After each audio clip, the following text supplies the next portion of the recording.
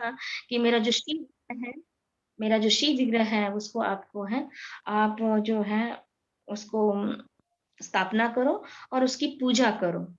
और उन्होंने कहा मुझे श्रृंगार करना है, मुझे श्रृंगार करना है, मुझे मेरे चरणों में जो है एंकल बेल होनी चाहिए, पायल रहनी चाहिए और मुझे येलो गारमेंट्स पिलाओ, मुझे अलग-अलग तरह से वैजयंती माला से और एलिफेंट गार्लैंड यानी एलिफेंट स्प्रिंकल गार्लैंड से मुझे श्रृंगार करो। और मेरे सामने जो मेरे गरुड़ ध्वज भी गरुड़ को भी आप विग्रह तैयार करो। ये आदेश जो है भगवान विष्णु ने ब्रह्मा जी को दिया। तो ब्रह्मा जी के इस विष्णु जी के इस आदेश से ब्रह्मा जी जो है एक ही और उन्होंने भगवान विष्णु ने कहा केवल एक पत्थर के ऊपर एक कोरना है आपको। एक पूरा अख्खे पत्थर में आपको अलग से कोई पत्थर लेना है। एक पत्थर के अंदर ये 4 ये जो विग्रह है, विष्णु का जो विग्रह है, इसको आपको कोरना है। तो ब्रह्मा जी ने इस आदेश को लेते हुए इस अलारनाथ जी का मंदिर को उन्होंने स्थापना की भगवान विष्णु की। और उसके बाद ये सेवा जो है उनके द्वारा चालू रहा। और ऐसे कहा जाता है कि उसके बाद ये जो मंदिर है उसके परंपरा द्वारा सेवा चलता ही रहा।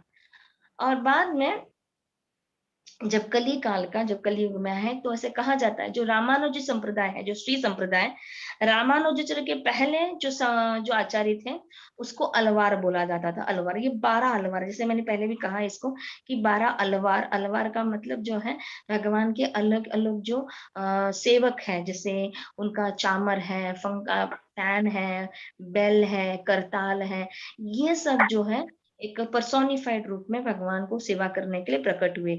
और वो जो है उनको कामा ब्राह्मण के रूप में साउथ इंडिया में थे। और भगवान कुछ कारण इसके बाद ये जो ब्राह्मण है ये लौट कर आए और यहाँ पर इस अलारनाथ में इनकी सेवा होने लगी। तो ये अलारनाथ जो है ये भगवान ब्राह्मण जो ये भगवान की सेवा ये जो अलवार से चालू हो गया है प्रथा। और बहुत अच्छी तरह से ये सेवा करते थे। और इसके बाद इससे उधर के जो उड़ीसा में जो राजा थे, जो पुरी के जो राजा थे, वो बहुत खुश थे और ये जो अलवार के जितने भी अलवार के जो फैमिली थी, फैमिली मेंबर थे, उनका पूरा देखभाल जो है ये अलवार का राजा ये जो उड़ीसा के राजा करते थे। उनका रहने का उनका तो उतने बड़े एकड़ में जो रहने जो है, वो सारा कार्य जो है वो अ ये जो राजा देखा करते थे। लेकिन कुछ सालों के बाद क्या हुआ कि ये जो काफ़ी जब उनकी प्रजा जब अलवार के जो फैमिलीज़ और सब बढ़ने लग गए, तब उन्हें क्या हुआ कि अलवार के जो एक उसमें से एक जो ब्राह्मण था, वो तब राजा ने कहा कि मैं इतने फैमिली को ये नहीं कर सकता हूँ मेंटेन नहीं कर सकता हूँ, तो आप अपना जो भगवान का जो है, खुद ये करना। इस तरह उन्होंने जो ये ब्राह्मण जो है एक साथ आ गए और उन्होंने डिसाइड किया कि हमें कुछ ऐसा कार्य करना चाहिए जिसके वजह से हम भगवान की सेवा नहीं रोकें। तो सब ब्राह्मणों ने डिसाइड किया कि हर एक दिन हम जो है भगवान के लिए जो है मधुकरी मांगने जाएँगे। तो इस तरह से सारे जो अलवार की फैमिली अलग-अलग जो फैमिली थे, वो मधुकरी मांगने जाते थे। और एक समय ऐसा हुआ कि एक बार टर्न किसका हुआ कि एक केतन जो है, केतन नाम का जो ब्राह्मण था, उनको ये टर्न हो गया कि उनको जो है मादुकरी माँगने जाना था। इसलिए केतन जो ब्राह्मण था, वो मादुकरी माँगने जाते थे और उन्होंने अपने बेटे से कहा, उनका छोटा-सा एक बेटा था, 5 साल का बेटा था और उस 5 साल के बेटे को उन्होंने कहा कि कृपा करके आप जो है ना जो मेरे मैं जाने के बाद मैं मादुकरी माँगने जा रहा हूँ, शायद मैं नहीं प्रकट हूँ, मैं नहीं आ सकूँगा। तो उसके बाद जो उनके घर में एक जो अलारनाथ है, उनको आपको भोग लगाना है। तो ये जो केतन का जो बेटा था, उसका नाम था मधु। तो उन्होंने कहा, "हाँ, पिताजी, लेकिन मुझे तो कोई मंत्र उच्चारण करने नहीं आता है।" तो उन्होंने कहा कि कोई बात नहीं, तुम जैसे भी हो वैसे तुम अपने ऐसे तुम उनको प्रार्थना करो, वो तुम्हारा जो भोग है, जो तुम अर्पण करते हो, वो ग्रहण कर लेगा। तो मधु जो है अपने पिताजी की आज्ञा से भगवान के जो विग्रह है, उस विग्रह को उन्होंने उनकी माँ ने उनको जो व्यंजन है, जो कुछ बनाया उन्होंने, उनकी माँ ने आदेश दिया कि लो बेटा, अभी जो है भगवान का जो भोग है तैयार हो गया, आप उसे भगवान को अर्पण करो। तो मधु जो है अपनी माता की बात को मानते हुए उस भोग को अलारनाथ के सामने रख दिया और फिर वो छोटा बच्चा था, तो वो नेचुरली है कि वो छोटा बच्चा होने की वजह से उनके उनके मन में खेलने की इच्छा है, तो उन्होंने वो भोग को रखा और उन्होंने कहा देखो मेरे पिताजी ने कहा है कि आपके सामने भोग रखना है और आपको भोग लगाना है। मुझे तो कोई मंत्र आता नहीं है, मुझे कुछ पढ़ना भी आता नहीं है, तो मैं तो खाली प्रार्थना करता हूँ कि आप कृपा करके इस ये जो भोग है उसे स्वीकार तो यह बात सुनकर भगवान को बोल कहकर जो मधु है वो खेलने चला गया।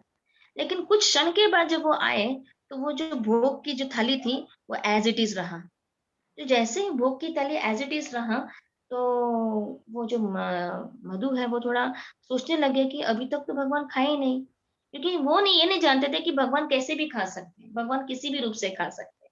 भगवान केवल देखकर भी खा सकते हैं। तो उनको बहुत मधु को बड़ा बुरा लगा, उन्होंने भगवान से फिर से प्रार्थना किया कि आप कृपा करके इस भोग को ग्रहण कीजिए। तो उन्होंने वो रेडी हो गए वो और उन्होंने कहा ठीक है, मैं तो फिर उन्होंने प्रार्थना किया और अपने छोटे तोतले से तोतला जो मंत्र है, जो भी है उससे उन्होंने उनको निवेदन किया कि कृपा करके आप जो इस भोग को ग्रहण कीजिए। और फिर वो चले गए और फिर कुछ क्षण के बाद फिर देखा, तो फिर उन्होंने देखा कि जो भोग की थाली है वो एज़ इट इज़ रहा। तब उनको बड़ा बुरा लगा और उन्होंने कहा कि क्यों भगवान मेरे भोग को अर्पण नहीं कर रहे? शायद मैं ना कोई मंत्र मैंने ऐसे कुछ उल्टा-सुल्टा बोला हो या मुझे मंत्र नहीं आ रहा है, इसके लिए भगवान नहीं ग्रहण कर रहे हैं। बड़ा दुःख होने लग गया और वो क्या करने लगे भगवान के सामने रोने लगे कि आप कृपा करके कहिए मेरे पिताजी नहीं तो डाँटेंगे मुझे कि आपको मैंने भोग नहीं किया। तो अलारनाथ जो है वो बालक की जो भाव है, उसके ऊपर बड़ा वो खुश हो गए और उन्होंने क्या किया, वो भोग को उन्होंने खाने लग गए और इस तरह से पूरा जो भोग का थाली था, वो पूरा खाली पड़ा। और जब माँ ने पूछा कि बेटा कहाँ है भोग की थाली में जो प्रसाद है वो कहाँ चला गया? तो बोला प्रसाद तो भोग तो भगवान अलारनाथ ने ले खा लिया। तो माता बड़ी संशय हो गया कि है, तो बोला शायद छोटा बालक है इसलिए हो सकता है ये खुद के भगवान को नाम पे खुद खाए, तो कुछ बोले नहीं उन्होंने। और दूसरे दिन भी उन्होंने ऐसा ही हुआ। उसके बाद जब तीसरे दिन के बाद जब उनके पिता केतन जो है वो लौट कर आए, उन्होंने लौट कर आए और जो कुछ भिक्षा माँगकर जो मादुकरी माँगकर वो लाए और उन्होंने उनको भूख लगी थी, उन्होंने अपनी पत्नी से कहा कि जो भगवान अल्लाहनाथ का प्रसाद है वो दे दीजिए मुझे। तो उनकी पत्नी ने कहा कि नहीं, भगवान अलारनाथ ने खा लिया। तो बोले भगवान अलारनाथ ने? मैं इतने सालों से सेवा कर रहा हूँ, ऐसा कभी नहीं हुआ कि भगवान ने खाया और अभी कैसे भगवान खा सकते हैं? बोले नहीं, नहीं, आप अपने बेटे ने मैं तो बोला शायद वो छोटा है, ये झूठ कह रहा है। या तो ये उसने खुद खा लिया होगा या किसी को बाँट दिया होगा या कोई कुत्ता आके खा लिया होगा और इसलिए बोल रहा है। तो उसने अपने बेटे को बुलाया और कहा कि बेटा आप बताओ जो भगवान को भोग लगाया है वो कहाँ है? उन्होंने बोले, "पिताजी मैंने भगवान को भोग लगा दी और मैंने भगवान से प्रार्थना किया और भगवान ने उसको ग्रहण किया।" तो फिर उसके पिताजी थोड़े डाउटफुल हो गए। बोले, "अच्छी ऐसी बात है?" तो बोले, "ठीक है।" तो उन्होंने अपनी पत्नी को आज्ञा दी कि तुम जो है ना खीर बनाओ और भगवान अलारनाथ के लिए लगाएँगे और इस मधु से लगवाएँगे। तो बोले और उन्होंने बोला सच में? तो उसको बड़ा तो वो थोड़ा गुस्से हो गए उनके पिताजी से। पिताजी उनको गुस्से हो गए, आज तक मैं इतनी बड़ी सेवा करता हूँ लेकिन कभी मेरे अलारनाथ ने मेरे हाथ से नहीं खाया, कभी मेरी थाली ऐश किए जाने हैं और तुमने लगा दिया बिना मंत्र उच्चारण करते हुए और भगवान ने खा लिया। मैं कैसे इस चीज़ को मान लूँ? तो जगन्नाथ जी जो मतलब अलारनाथ जो है, वो ऐसे कैसे खा सकता है? तो केतन जब ये बोलने लग गए अपने मधु को तो जो लड़का था वो बड़ा उनको बड़ा बुरा लग रहा था, कि ऐसा कैसा हो गया? पिताजी क्यों गुस्सा कर रहे हैं? तो उन्होंने बोला ठीक है, तो वो जो गरम जो खीर था, वो जो है अलारनाथ के पास रख दिया उन्होंने और उन्होंने कहा देखो मेरे पिताजी डाँट रहे हैं, शायद मुझे उनको उनको लगा कि मैं आपको खिलाता नहीं हूँ, तो कृपा करके आप इसे ग्रहण कीजिए। तो भगवान जो है वो गरम वो जो मधु की जो प्रार्थना से वो जो गरम खीर था वो क्या करने लगे, वो पीने लगे। जैसे वो पीने लग गए, जो केतन जो उसको चुप से देख रहे थे कि मेरा बेटा कैसा कर रहा है करके, वो जल्दी दौड़ कर आए और उन्होंने अलारनाथ का जो है हाथ पकड़ लिया। और वो दूध जो गरम-गरम दूध था, वो छिटक गया और कहीं-कहीं जगह पे आज भी अगर जाओगे, तो अलारनाथ के जो चिक्स में और उनके अंगूठी में, उनके थोड़े से वक्षस्थल में जो राइट हैंड साइड, वहाँ पे थोड़ा-सा ये जो ब्लिस्टर क्या बोलते हैं हम लोग, जो जलने के बाद जो उसका जो ये होता है दाग होता है, वो आज भी है वहाँ पे क्योंकि जला हुआ गरम-गरम दूध था। और उन्होंने कहा, "अरे! तुम कैसे खा सकते हो? आज तक मैंने कभी सुना नहीं है कि एक जो पत्थर की जो मूर्ति है वो कभी खाता है। मैंने जितने बार तुमको अर्पण किया तुमने कभी नहीं किया और आज तुम कैसे ले रहे हो? तुम तो एक पत्थर की मूर्ति हो, कौन क्या कहेगा कि पत्थर की मूर्ति जो है वो ये खाने लगे।" यानी और यह जब सब बोलने लग गए कीर्तन जब और बोले तब भगवान प्रकट हो गए, तब भगवान ने कहा, "हे मूर्ख ब्राह्मण, तू मुझे मंत्र के द्वारा करता है, लेकिन तेरे अंदर जो हृदय जो है, वो तूने आज तक मुझे जाना नहीं है। मैं प्रेम से, जो भी मुझे विथ लव एंड डिवोशन, प्रेम और भक्ति से मुझे कोई अर्पण करता है, मैं उनको जो है उनका ग्रहण करता हूँ। अगर कोई मुझे 56 भोग भी लगाए लेकिन उसमें प्रेम और डिवोशन नहीं है, भक्ति नहीं है, तो उसको मैं ग्रहण नहीं करता हूँ। और तुमने मेरे को एक विग्रह, एक पत्थर की मूर्ति समझकर मेरी पूजा अर्चना की है, तो तुमने जिस तरह से अपराध किया है, तो जो तुम्हारे आगे जो वंशज है, वो पूरा नष्ट होने वाला है। केवल ये जो मधु है, ये सही ये रहेगा। ऐसे वो जो विग्रह है, बोलने लग गया। और उसके बाद जो ये कुछ सालों क्षणों के बाद ये जो परंपरा जो है वो नष्ट हो गई और मधु जो है उसका ही कुछ रह गया और बाकी ये अलारनाथ की जो सेवा है ऐसा चलता रहा। लेकिन कुछ काल के बाद पूरी तरह से ये सेवा जो है बंद हो गई क्योंकि कली के प्रभाव से ये सेवा जो है बंद हो गई। तो ऐसा कहा जाता है जब ये सेवा बंद हो गई और अलारनाथ जो है वो बिल्कुल उधर कोई पूजा करने वाले नहीं थे क्योंकि भगवान के आश्रय भगवान का जो श्राप से सारे जो ब्राह्मण थे वो पूरी तरह से लुप्त हो गए या उनका परंपरा आगे चली नहीं और इतना बहुत ऐसा कहा जाता है कि बहुत बड़ा बाढ़ आ गई समुद्र में से और ये पूरा बह गया सारा। तो एक बार जब 15th सेंचुरी की बात है, जब 15th सेंचुरी में पुरुषोत्तम देव जो कपिलेंद्र देव के पुत्र थे, वो बहुत बड़े राजा थे। और वो राजा आए और वो राजा ने यहाँ पर जब कांची देश में जाकर उनका कांची देश से युद्ध करना था, उस समय में ये जो ब्रह्मगिरी पर्वत से वे लौट रहे थे और लौटते समय वो उधर से गुजर रहे थे, लौट नहीं उससे जो गुजर रहे थे, तब वहां से एक आवाज आई। उन्होंने कहा, हे राजन, मैं जानता हूँ तुम कांची देश में जो है जा रहे हो।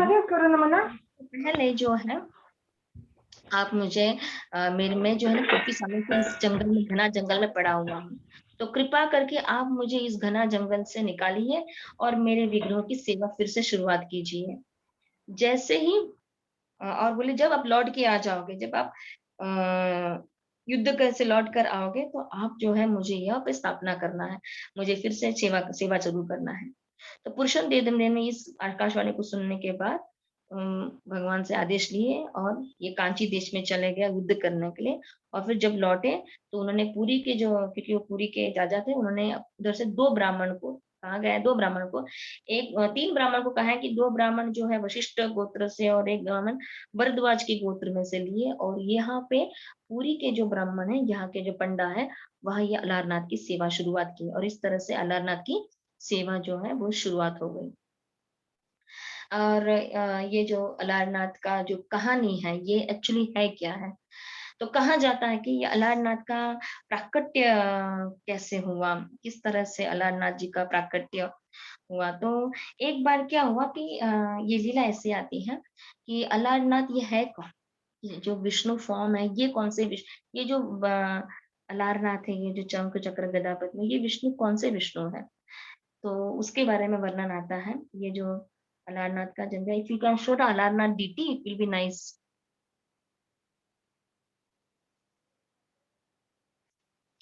You have the deities of the Alarnatha? Yes, Mataji, I'm sharing. Alarnath का जो मंदिर है ये हम लोग यहीं पे कल हम लोगों ने दर्शन किया अलारनाथ जी का। तो ये जो डीटी जो है इसकी सेवा ये इसका विग्रह का इस विग्रह का प्राकट्य कैसे हुआ? ऐसे कहा जाता है कि ये जब एक बार राधा और कृष्ण जो है अपने लीला विहार कर रहे थे और बड़े जोकिंगली सभी गोपियों का सखियों का कार्य चल रहा था।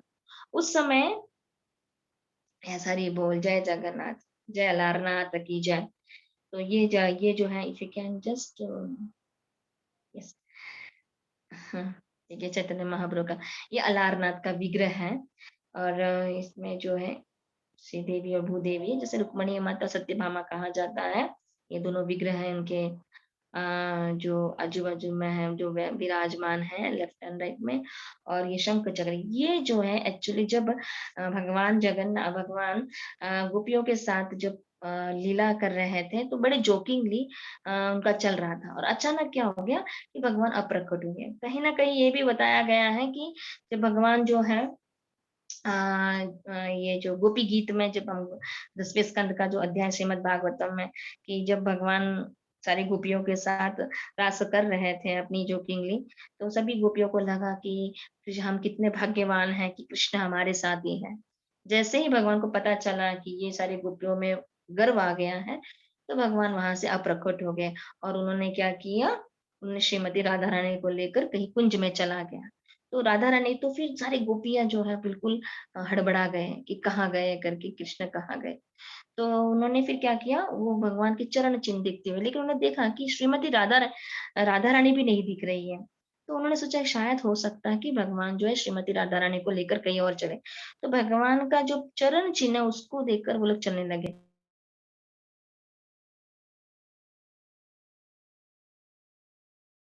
वो ब्रज का रज इतना धँसने लगा। उन्होंने सोचा कि शायद हो सकता है कि भगवान जो है श्रीमती राधा रानी को अपने गोद में लेकर चल रहे हैं, और इसकी वजह से जो इम्प्रेशन है जो ज़मीन में, वो काफ़ी ज़्यादा है। और इस तरह से वो अला श्रीमती राधा रानी को ढूँढते, कृष्ण के चरण चिन्ह को ढूँढते-ढूँढते वो कुंज की ओर चले गए। जैसे ही वो कुंज की ओर चले गए, तब क्या हुआ, अ, राधा रानी के मन में ये भाव उत्पन्न हो गया कि भगवान केवल मेरे साथ है, वो अन्य गोपियों को छोड़कर सब मेरे साथ।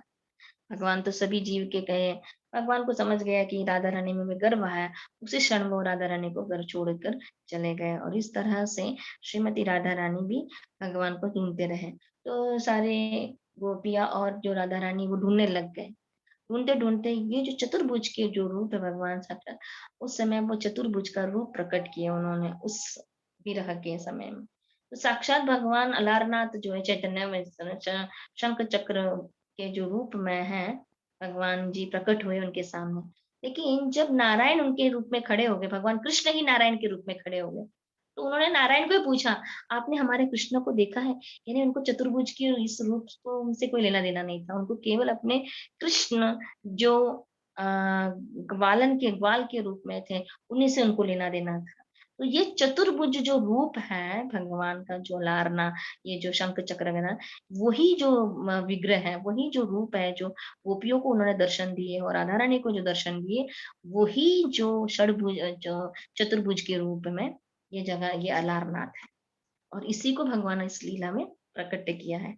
तो जगन्नाथ जी का ये जो अलारनाथ है, वो विष्णु है जो भगवान की लीला के समय में गोपियों को, राधिका को दर्शन दिए हैं। और इसलिए चैतन्य महाप्रभु इस संस्कार में स्थित है, यहाँ पर आकर क्योंकि ये जो है उस भागवतम के उस उच्च स्तर के जो रस है, उसको पान कराने का एक एकमेव स्थान है ये जगह। और चैतन्य महाप्रभु भी यहाँ पर आते थे। चैतन्य महाप्रभु बिल्कुल ऐसे कहा जाता था, जो समुद्र है, नदी जो है, जगन्नाथपुरी से कम वो 5-7 6 किलोमीटर दूरी पर जो है ये महानदी समुद्र है, वो अब वहाँ से चलकर जाते थे, और चलकर 17-22 किलोमीटर चल के चैतन्य महाप्रभु इस स्थान पर आते थे। और एक ही पत्थर जो एक ही रह गया था उस समय में, जो ब्रह्मगिरी पर्वत थी, उस समय में पूरा जो ब्रह्मगिरी जो पर्वत है, पूरा डिसेप्टर हो गया था। केवल एक बहुत बड़ा शिला रह गया था। तो जब चैतन्य महाप्रभु ने अलारनाथ को देखा, तो उन्होंने इमीडिएटली उनके चरणों में प्रणाम किया, दंडवत प्रणाम किया, और जिस शिला के ऊपर चैतन्य महाप्रभु ने प्रणाम किया, वो शिला जो है, वो क्या हो गया? पिघल गया। तो ये जो है वो शिला है, जो चैतन्य महाप्रभु का जो हम दर्शन कर सकते हैं। ये शिला में भगवान का पूरा अंग का जो है प्रिंट्स है वहाँ पे, फुटप्रिंट्स ऑफ चैतन्य महाप्रभु। यहाँ पे वो फुटप्रिंट है जहाँ पे चैतन्य महाप्रभु पूरी तरह से अपने आप को इसमें जब प्रणाम करते हैं तो उनके ये पत्थर भी पिघल गया। तो वहाँ के जो पुजारी थे, जो उन्होंने इस पत्थर को बहुत सँभाल के रखा। तो कहा जाता है कि बाद में 1918 में जो राधाकांत मठ के जो हेड हेड मठाधीश हैं, उन्होंने इस चैतन्य महाप्रभु के क्योंकि महाप्रभु साक्षात महाप्रभु का फुटप्रिंट है ये, उनका जो पूरे शरीर का मतलब हाथ से लेके पूरे चरण तक उनका ये बहुत बड़ा शिला है। यहाँ आप जाओगे जगन्नाथपुरी मल्हारनाथ में तो हमको दर्शन मिलेंगे। तो उन्होंने इस शिला को अलग एक मंदिर बनवाया और यहाँ पे उनको स्थापना की है। इस मंदिर में और एक है यहाँ पे षडभुज का भी एक मंदिर है, जो भगवान ने रामानंद राय को जो है दर्शन दिए। रामानंद राय एक राजा थे और उन्होंने क्योंकि राजा थे इसलिए चैतन्य प्रभु उनसे कभी मिले नहीं, लेकिन जब उन्होंने पूरी तरह से शरणागति हो गई, एक सादा एकदम भक्त के रूप में जब रामानंद राय जो है, एक भक्त राजा थे, लेकिन भक्त के रूप में जब चैतन्य महाप्रभु के सामने वो प्रकट हो गए, तो चैतन्य प्रभु पहले उनको स्वीकारा नहीं क्योंकि राजा का वेश में आते थे। तो पूरा ड्रेस में, तो चैतन्य प्रभु दिखाना चाहते हैं कि भक्ति में बहुत सिंप्लिसिटी बहुत ज़रूरी है। तब रामानंद राय जो है बहुत ही तो स्वरूप दामोदर जो है चैतन्य महाप्रभु के जो एसोसिएट है, उनके जो सेक्रेटरी थे स्वरूप दामोदर, वो जो है वो ये ब्रह्मगिरी पर्वत है। तो इसके पीछे एक कुंड भी है। तो चैतन्य महाप्रभु यहाँ आते थे और चैतन्य महाप्रभु ये स्टीक कुंड एक लेक है। ये लेक जो है इसको राधा कुंड बोला जाता है। वृंदा एक्चुअली ये ब्रज है, वृंदावन है, ब्रज भाव है, ये वृंदावन है। ब्रह्मगिरी में ये ब्रजा वृंदावन है और इसको राधा कुंड। चैतन्य महाप्रभु यहाँ बैठकर जो है राधा रानी को और लीला याद करते थे इसी जगह पर।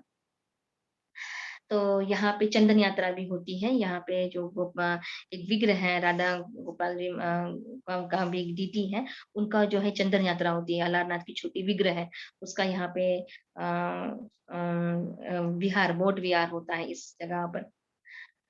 तो 1918 में जब ये इस शिला को यहाँ पे निर्माण किया और इस तरह से ये जो विग्रह है, ये इसकी सेवा चली आ रही है। और इसके बाजू में ही ऐसा कहा जाता है, ये एक्चुअली बहुत ज़्यादा लोगों को इसके बारे में पता नहीं था।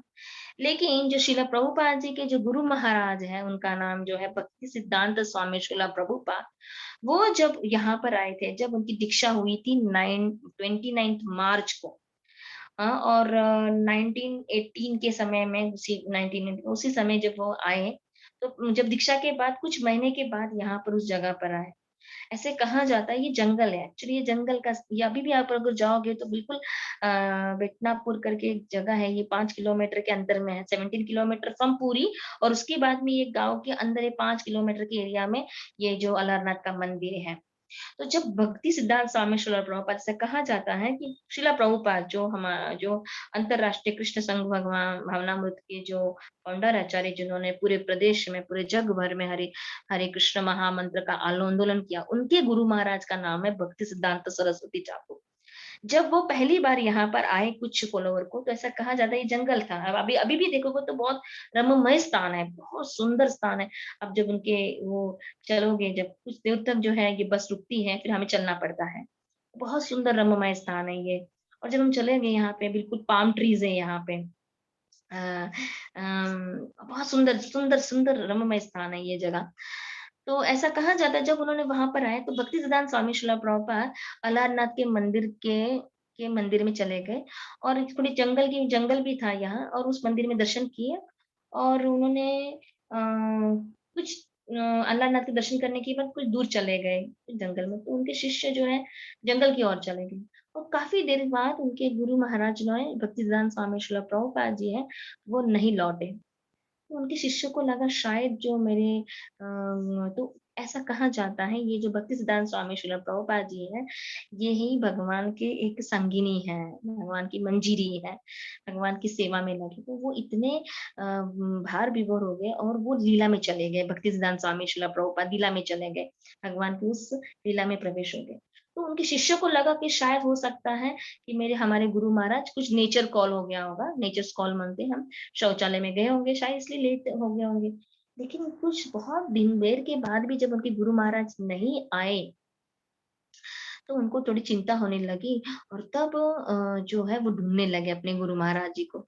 और गुरु महाराज को ढूँढे तो उस समय में भक्तिसिद्धांत स्वामी श्रील प्रभुपाद थोड़ी देर के बाद जो है ना, वो अपने बाहरी स्तर में आ गए। पहले तो जब वो फ़ोरस में चले गए, तो वो उस लीला में प्रवेश हो गए, जहाँ पे भगवान नील राधा कुंड के उस लीला में प्रवेश हो गए, जय भक्तिसिद्धांत स्वामी श्रील प्रभुपाद। और बाद में बाहरी जब स्तर में आए, तो भक्तिसिद्धांत स्वामी श्रील प्रभुपाद को समझ में नहीं आया कि मुझे जाना कहाँ है? क्योंकि वो गुम हो गए थे उस ब्रह्ममय स्थान में, भगवान के ब्रज में चले गए थे एक्चुअली, अपने इनर थिंग से। और जब उनके शिष्य को ढूँढने लगे कि कहाँ गए हमारे गुरु महाराज, और इधर भक्ति सिद्धांत स्वामी श्रील प्रभुपाद को समझ में नहीं आ रहा था मैं कहाँ हूँ, मैं किधर हूँ। फिर जब उनके शिष्य ने उनको देखा, उन्होंने बोला गुरु महाराज, तब वो अपने भाई स्तर में आए। और तो ऐसा कहा जाता है कि ये जो गुरु श्रील प्रभुपाद जी के जो गुरु महाराज, ये सब जो है, ये भगवान के संगिनी है, जो भगवान के सेवक है। लेकिन भगवान इनको भेजते हैं अलग अलग कार्य करने के लिए संसार में, और हम जैसे बद्ध जीवों का उद्धार करने के लिए। इस तरह से ये लीला जो है वहाँ पे घटी, और तब उनके शिष्य ने उनको लेकर उन्हें समझ गए। तो कहा जाता है कि उसके बाद 90 उसके बाद वो कभी नहीं आए यहाँ पर। फिर 1922 को जब शिला प्रभुपाद जी से वो मिले, उस समय वो यहाँ पे, और 1929 में उन्होंने सोचा कि हमें यहाँ पे कोई ऐसा जगह का भी मठ का निर्माण करना चाहिए, जिससे यह सेवा कंटिन्यू होनी चाहिए। तो उसी इलाके में अगर आप देखोगे, उसी इलाका में अलारनाथ का जो मंदिर की कुछ दूरी पे, जहाँ पे ब्रह्मा जी ने तपस्या किए हैं, उसी जगह पे जो है हमारा जो गौड़िया मठ है, गौड़िया, तो इसलिए उसका नाम पड़ा ब्रह्म गौड़, क्योंकि ब्रह्मा जी जिस स्थान पर बैठकर तपस्या की, वो क्योंकि वो तो अंतर वो जानते हैं ना, क्योंकि वो तो लोग तो they can see the vision where is the tapasya. तो ब्रह्मा, तो उसी समय क्या हुआ कि उसके कुछ क्षण पहले, जब भक्तिसिद्धांत स्वामी उस अलारनाथ मंदिर में आने के पहले, जो पुजारी वहां पे सेवा कर रहे थे, तो एक बार खुदाई हो रही थी उस मंदिर में। और जब खुदाई होने के बाद उनको एक छोटा सा विग्रह मिला अलारनाथ का, और वो सेवा कर रहे थे। और कुछ जब भक्तिसिद्धांत स्वामी शिला प्रभुपाद जब वापिस अलारनाथ आए, तो पुजारी को रात्र में स्वप्न आए कि ये जो विग्रह जो आपने प्रकट किया है ना, वो जो मुझे देखा है, इसको वो गुरु को देना है, क्योंकि वो मेरी उसको उनके पास में उनसे मैं सेवा लेना चाहता हूँ। तो आप जब वो आओगे, उनको लौटा देना। तो उसी समय भक्तिसिद्धांत स्वामी शिला प्रभुपाद ये सेवा चालू कर रहे थे। उन्होंने सोचा कि जल्द बहुत ज़रूरत है, इसकी ज़रूरत है, क्योंकि ये चैतन्य महाप्रभु का स्थान है, जहाँ पे भगवान चैतन्य महाप्रभु आके यहाँ पे लीला करते थे, खूब नाचते थे, कीर्तन करते थे यहाँ पे चैतन्य महाप्रभु। ऐसे कहते थे कि उनके अपने जो संगिनी होते थे, बहुत, और अलग-अलग जगह से, उड़ीसा से, बंगाल से, सभी-सभी जगह से आते थे, और इस जगह पे बहुत ही बढ़िया कीर्तन होता था। चैतन्य महाप्रभु बहुत हवा-हवा में कूद-कूद के हरिनाम का कीर्तन करते थे। स्वयं भगवान है, भगवान चैतन्य महाप्रभु। और ये जो लीला है, ये शान हम जानते थे, और इसलिए भक्तिसिद्धांत स्वामी शिला प्रभुपाद चाहते थे कि जल्दी से जल्दी ये जो मठ का ये जो भगवान का जो विग्रह का स्थान है, वहाँ पे, और उस तरह से ये जो छोटी विग्रह का जो जहाँ पे ब्रह्मा जी ने तपस्या, उस मठ का वहाँ पे, इसलिए उसका नाम पड़ा ब्रह्म गौड़िया मठ। और आज भी आप जाओगे तो वो वहाँ पे वो जो विग्रह है, राधा गोपी गोपीनाथ का विग्रह वहाँ पे सेवा होती है, और ये जो अलारनाथ की जो छोटी सी डीटी है, वहाँ पे भी वो सेवा होता है। और उसके बाद वामन और नरसिंह और वराह का भी विग्रह वहाँ पे भक्तिसिद्धांत स्वामी शिला प्रभुपाद ने स्थापना किया है। और जल्दी से जल्दी काम आने होने के लिए उन्होंने लोकल लोगों के साथ बैठ के उनके साथ सेवा की, ताकि ये मंदिर जल्दी हो जाए, और उसको फाउंडेशन में लगाए। और 1929 के बाद वो फिर नहीं लौटे, 31 को लौटे, और बाद में 34 में फिर से आए, और उन्होंने फिर से इस चीज़ को देखा, और तब उन्होंने मन में लगा कि हम तब 1934 में चैतन्य उसी जगह बैठकर, ये बहुत इम्पोर्टेंट है हमें सभी भक्तों के लिए ये ध्यान रखने के लिए, 1934 में भक्ति सिद्धांत स्वामी शिला प्रभुपाद इसी अलारनाथ के मंदिर में बैठकर, ये मैं उस चीज को अगर अगर मुझे रेफरेंस मिला तो मैं जल्दी इमीडिएटली आपको रीड करके बताना चाहती हूँ कि क्या भक्ति सिद्धांत स्वामी शिला प्रभुपाद इसके लिए कहा गया है। इस मुझे मिला है वो, तो मैं इसे रीड करूंगी। बहुत सुंदर भक्तिनाम ने लास्ट में इस चीज को बोला है।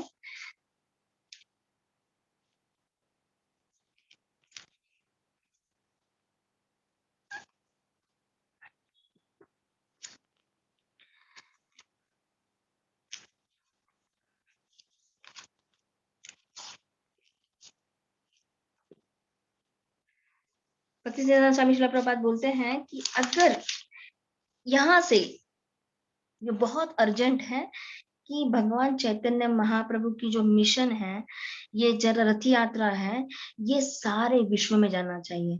भगवान चैतन्य भक्तिसिद्धांत स्वामी लंदन के बारे में बोले, यहाँ से ये जगन्नाथपुरी की रथ या जो पुरी में जो रथ यात्रा होती है, ये फिर केवल रथपुरी में नहीं होना चाहिए, ये पूरे विश्व भर में होना चाहिए। यह भक्तिसिद्धांत स्वामी 1934 में अलारनाथ के मंदिर में उन्होंने ये घोषणा की थी। रेफरेंस है, आप ढूँढ सकते हैं, मुझे अभी मिल नहीं रहा वो। तो 1934 में भक्तिसिद्धांत स्वामी ने इसका ऑलरेडी प्रेडिक्शन किया था कि ये जो रथ यात्रा है ऑल ओवर वर्ल्ड में इसको, क्योंकि जगन्नाथ ये सबके नाथ है और सबको इसका दर्शन होना चाहिए और जगन्नाथ जी का रथ खींचना चाहिए। ये उद्देश्य से जगह और इस तरह से ये जो जगह है अलारनाथ का जो मंदिर है, ये साक्षात जो है भगवान इस रास लीला में जो विष्णु तत्व जो विष्णु चतुर्भुज जो विष्णु दर्शन दिए, वो साक्षात वही विग्रह जो है अलारनाथ की यहाँ पे सेवा होती है। तो अब मैं थोड़ा-सा जो है चैतन्य महाप्रभु के जो बारे में वर्णन करते हैं कि आखिर कौन है चैतन्य महाप्रभु? इसको प्रश्न होगा कि भई चैतन्य महाप्रभु जगन्नाथपुरी में क्या है? ऐसा जगन्नाथपुरी में जब चैतन्य महाप्रभु जाते थे, तो कभी सामने नहीं, अंदर नहीं, सभी जो भक्त लोग हैं वो जाते हैं, वो जो मंडप है, जो 16 पिलर्स है वहाँ पे और आगे जाके भी दर्शन करते हैं, गर्भगृह में जाके भी दर्शन करते हैं। लेकिन चैतन्य महाप्रभु कभी भी दर्शन आगे से नहीं किए। बहुत पीछे जो चैतन्य जगन्नाथ जी के सामने एक गरुड़ स्तंभ है, वहाँ, क्योंकि चैतन्य महाप्रभु इतने टॉल थे, 7 फीट 6 फीट के ऊपर वो थे और उनके हाथ अजान भाव इतने लंबे थे, केवल भगवान जगन्नाथ जी के दर्शन कर उधर से खाली अगर गरुड़ स्तंभ में कोई खड़ा रहेगा तो केवल जगन्नाथ जी का दर्शन होगा। सुभद्रा और बलराम जी का दर्शन नहीं होगा, थोड़ा-थोड़ा होगा, लेकिन जगन्नाथ जी का दर्शन क्लियरली होगा। और चैतन्य महाप्रभु वहाँ रुक कर ही करते थे। तो ये क्या लीला है? जगन्नाथ जी और चैतन्य महाप्रभु ये कौन है? तो कहा जाता है कि चैतन्य महाप्रभु ये राधा भाव में है, राधा रानी के भाव में, कृष्ण ही है लेकिन राधा रानी के भाव में है। तो जो जगन्नाथ जी हैं वो कृष्ण हैं और गौरांग महाप्रभु श्रीमती राधा रानी के भाव में कृष्ण है, लेकिन तो इसका वर्णन है रसी रास्ते are you there with me? Yes माता जी।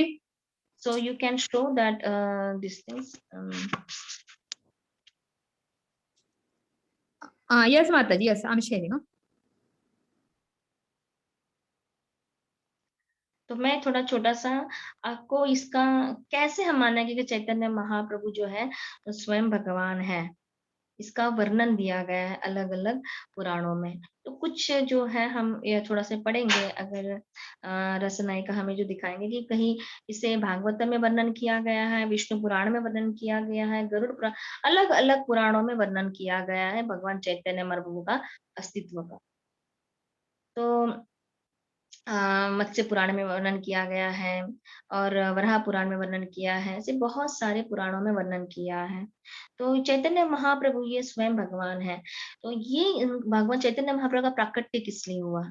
तो एक इसकी 2-4 कथाएँ हैं, लेकिन उसमें से एक इम्पोर्टेंट कथा है मैं बताना चाहती हूँ कि एक बार नारद मुनि तो हमेशा प्रचार-प्रसार में लगे रहते हैं। लेकिन जब कलयुग का प्रभाव हुआ तो उन्होंने देखा कि जो जीव हैं, उनको कोई इंटरेस्ट नहीं है भगवान आध्यात्मिक में। केवल खाना और केवल अपने पेट का निर्वाह करने के लिए अपना जीवन व्यतीत कर रहे हैं, निर्वाह कर रहे हैं।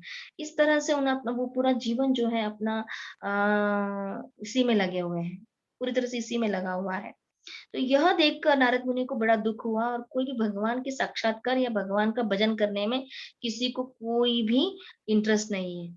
यह सुनकर यह देखकर नारद मुनि को बड़ा दुःख हुआ और उन्होंने भगवान से कहा कि किस तरह से आप जो है ये कुछ तो ऐसे करो जिस कार्य से जो है जीव जो है कली का जीव जो है वो जो है उद्धार हो जाए।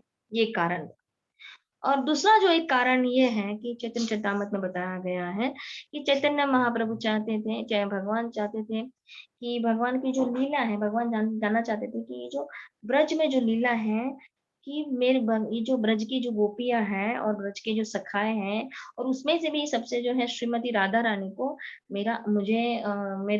मुझे मुझसे सेवा करने से उनको बड़ा आनंद मिलता है। और मैं जाना और उससे भी सबसे मेरे को जितना आनंद मिलता है, उससे कई गुना 1000 टाइम जो है श्रीमती राधा रानी को आनंद मिलता है। तो मैं जानना चाहता हूँ कि इस आनंद में क्या है? क्या है ये आनंद जिसमें इस राधा रानी मुझे सेवा करके मिलता है।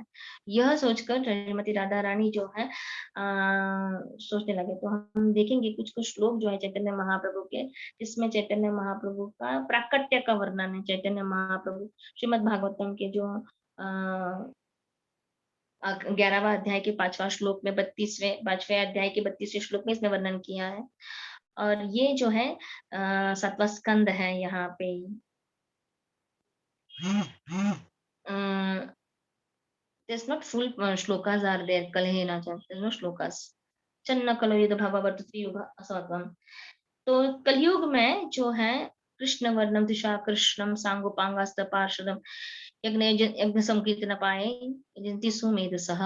तो ये जो है श्रीमद् भागवतम के 11वां स्कंद के 5वें अध्याय के 32वें के श्लोक में इसका वर्णन किया गया है भागवतम के।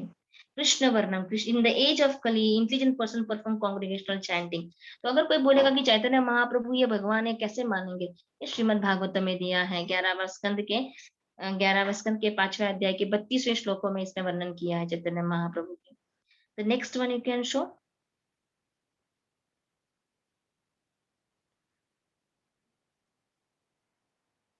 ये गरुड़ पुराण में वर्णन किया है। कलेह प्रथमा संध्यायम लक्ष्मीकांतो भविष्यति दारु ब्रह्म समीपस्थाह सन्यासी गौर विग्रह दिखो। ये क्या कहा है, इन द फर्स्ट संध्या म्हणजे कलयुग का जो प्रथम संध्या है, यही भगवान चैतन्य भगवान है वो गोल्डन फॉर्म में, हाँ, संध्या में लक्ष्मी कांतो भविष्यति। फर्स्ट ही विल बी, जो लक्ष्मी के पति हैं वो ये गोल्डन रूप में से, उनका जो कॉम्प्लेक्शन है ये सुवर्ण अंग में प्रकट होगा और क्या बनेंगे, ही विल बी सन्यासी। वो क्या रूप में आएंगे, प्रकट होगा सन्यासी। और कहाँ रहेंगे, लॉर्ड जगन्नाथपुरी। ये गरुड़ पुराण में वर्णन किया है। तो अगर किसी को लग रहा है कि कोई बोल रहा है चैतन्य महाप्रभु ऐसे ही बोल रहे हैं, तो नहीं है, ये शास्त्र है। चैतन्य महादेव को जगन्नाथ जी, स्वयं जगन्नाथ जी हैं और जगन्नाथ जी के नृत्य कर रहे हैं चैतन्य महाप्रभु। ये राधा भाव है, राधा भाव प्रकाश है, राधा रानी का जो स्वयं के भाव को, राधा रानी के भाव को लेकर, राधा रानी के भाव को उन्होंने लिया है, प्रकट किया है। इसलिए गरुड़ स्तंभ के सामने खड़े रहने का मतलब यह है कि जगन्नाथ जी कृष्ण हैं और जो चैतन्य महाप्रभु राधा भाव में है और श्रीमती राधा रानी अपने कृष्ण को दूर से देख रही है। ये उसका उदाहरण है। तो the other form, other also we have, if we have we can show the other reveal. और भी बहुत सारी चीज है जहाँ पे हम लोग देख सकते हैं। If there is a Vishnu Purana में है मांगो, तो चैतन्य सॉरी महाप्रभु जो माता है जी, इस मैं तरह से other one, okay, fine fine. तो इस सॉरी तरह माता जी, से I could okay not fine. Able to do that. तो चैतन्य महाप्रभु जो है अलग-अलग इसके वर्णन में वर्णन किया गया है कि किस तरह से महाप्रभु जो है गौरांग महाप्रभु जो है वो प्रकट हुए हैं। और ये भाव क्या है, श्रीमती राधा रानी का भाव लेकर जो है जगन्नाथ जी पुरी में विराजमान है। मेन म्हणजे इसका वर्णन हम अभी देखे गरुड़ पुराण में और बहुत जगह पे वर्णन आया है। तो आप इसको there are many many reveals जो है कि भगवान हेमा विष्णु पुराण में वर्णन किया गया है कि हेमा सुवर्ण भगवान जो है वो सुवर्ण रंग के प्रकट होंगे और जो है सन्यास के रूप में लेकर भगवान जगन्नाथपुरी में की बार वो जहाँ सन्यासी के रूप में जगन्नाथपुरी में नृत्य करेंगे। ये सारा वर्णन जो है आप अगर सर्च भी करोगे तो आपको बहुत सारे पुराणों में चैतन्य महाप्रभु का वर्णन है। साक्षात कृष्ण है, लेकिन श्रीमती राधा रानी का भाव को लेते हुए वो भगवान चैतन्य महाप्रभु के सामने बैठकर जगन्नाथ जी के सामने नृत्य करे, क्योंकि जगन्नाथ जी है वो कृष्ण है और श्रीमती राधा रानी जो है चैतन्य महाप्रभु स्वयं श्रीमती राधा रानी का भाव। एक्चुअली चैतन्य वो अन्य कोई नहीं, चैतन्य वो कृष्ण और चैतन्य वो एक ही है। चैतन्य कृष्ण और राधा रानी एक तनु। चैतन्य महाप्रभु में कृष्ण भी है, राधा रानी भी है, दोनों एक ही है। राधा कृष्ण ना ही अन्य, दोनों एक ही है। चैतन्य रूप में राधा कृष्ण भी है और राधा रानी है। उस राधा भाव से वो जगन्नाथ जी का दर्शन कर रहे हैं। तो हमारे लिए गौड़ी वैष्णव के लिए बहुत इम्पोर्टेंट है। तो इस तरह से ये जो चैतन्य महाप्रभु की जो लीला है यहाँ पे सतत होती रहती है। और भगवान एक बार तो ऐसा है कि जब भगवान नृत्य कर जगन्नाथ जी की जब कीर्तन करते हैं तो इतना नाचते हैं, नाच-नाच के इतना जगन्नाथ जी को वो और नाच के कभी-कभी गिर जाते हैं और अपने आप को यहाँ-वहाँ मतलब वो ना हरि कीर्तन में इतना मग्न हो जाते हैं, उन्हें होश नहीं होता है कि मैं क्या कर रहा हूँ करके। और कोई भी पिलर हो यहाँ पे कि 16 पिलर्स है वहाँ पे जगन्नाथपुरी में और कभी खंभा में लग जाता है, गिर जाते हैं, कभी-कभी दाँत लूज़ हो जाते हैं उनके, उनके वो नृत्य करते समय इतनी ऊँची उड़ी मारते हैं, गिर जाते हैं, तो हड्डी-विड्डी भी थोड़ा इधर डिसलोकेट होता है। ये जो है भाव है एक्चुअली महाभाव है, महाभाव प्रकाश है ये। और तभी सारे जो उनके जो सेवक हैं, उनके जो बड़े जी ललिता विशाखा स्वरूप दामोदर जो है ललिता जी हैं, और उनके सेवक जो हैं वो उनको देखते हैं अभी कैसे करेंगे भगवान कैसे कंट्रोल करेंगे? तो उसके बाद जब वो होश में आते हैं, तब उनको उनका मसाज करते हैं, उनको फिर उनको लेकर आते हैं उनके शिष्य जो कि किस अगर भगवान इसमें चला जाएगा, तो बड़ा बहुत प्रॉब्लम होगा। इस तरह महाप्रभु जो है ये ऐसी अनेक लीलाएँ जो है जगन्नाथपुरी में करते हैं। तो इस जगन्नाथपुरी में 5 चीज़ का बहुत 5 पंच तीर्थ का बड़ा महत्व है। बाकी बहुत सारे मंदिर हैं पूरे जगन्नाथपुरी में लेकिन 5 चीज़ का बहुत बड़ा महत्व है। एक जो है महादधि, महादधि जो है वो समुद्र है और उसके बाद जो है श्वेत गंगा है और नरेंद्र सरोवर है इंद्रदुम्न सरोवर है, मार्कंडेय सरोवर है और एक रोहिणी कुंड। ये 5 तीर्थ का बहुत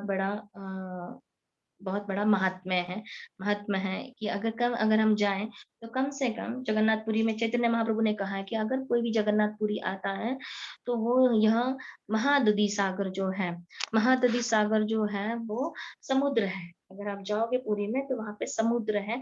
ये समुद्र जो है वहाँ पे नहाने का बहुत बड़ा महत्व है। कहा जाता है, यह जो समुद्र है इसमें सारे तीर्थ का वास है। 2 कारण हैं इसके, तो वो दोनों कारण मैं बताऊँगी कि इस महानदी में स्नान करने का महत्व क्या है।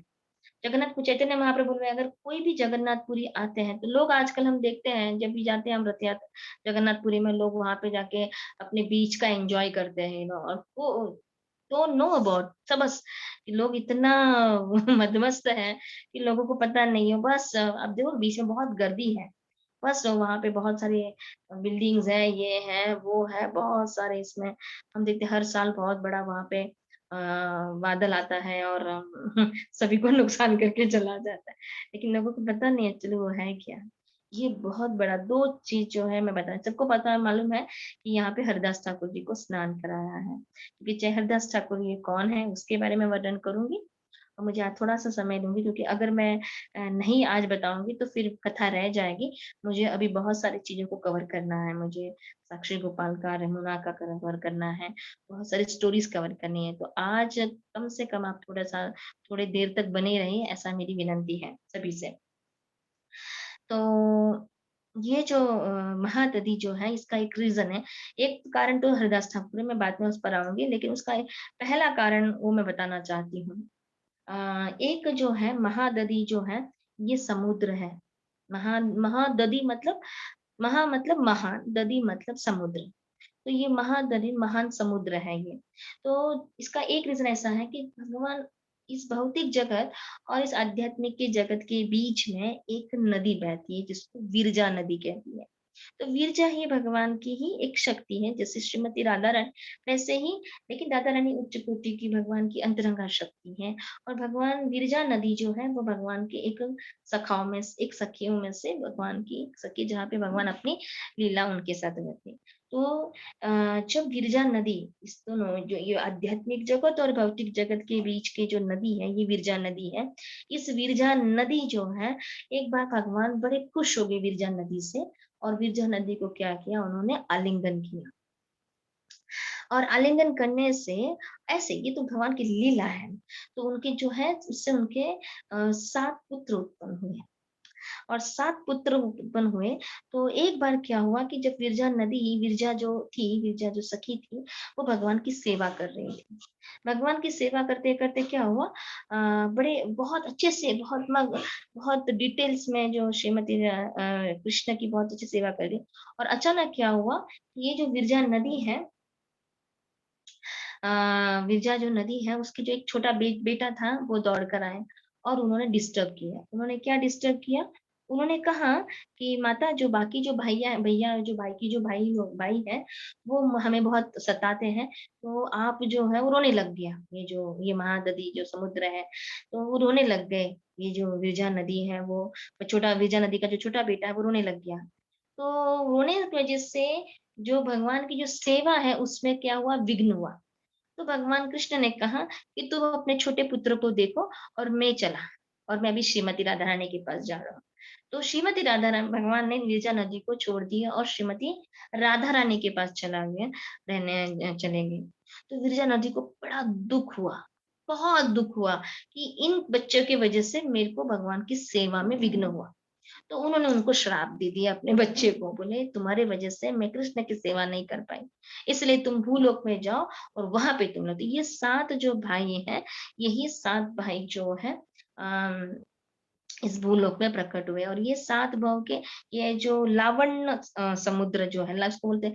तो अलग-अलग समुद्र हैं, जैसे मैंने बताया था कि क्षीर सागर है, कोई नमकीन पानी वाला है, कोई शुगर केन वाला है, कोई दूध वाला है, कोई मध वाला है, ऐसे अलग 7 समुद्र हैं। और हमारा जो इस 7 समुद्र में से जो सॉल्टी वाटर है, वो इस मृत्युलोक में, भूलोक में और यही वो नदी है, जो उनका यंगेस्ट जो विरजा का जो छोटा भाई है, जो है वो छोटा भाई जो है लावण्य समुद्र है।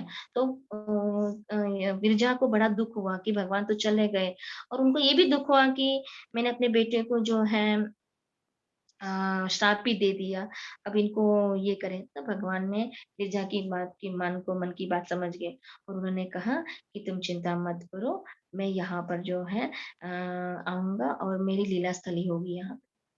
तो विरजा नदी की इच्छा को पूरा करने के लिए चैतन्य महाप्रभु जो है, वो इसी नदी में जब भी भगवान चैतन्य महाप्रभु थे, तो वो हमेशा इस समुद्र के इधर आते थे और वो इतना भाव विभोर होते, इसकी एक लीला है यहाँ पर ऐसा क्योंकि चैतन्य महाप्रभु को लगता था कि ये जो विरजा नदी है ना, वो यमुना जी है।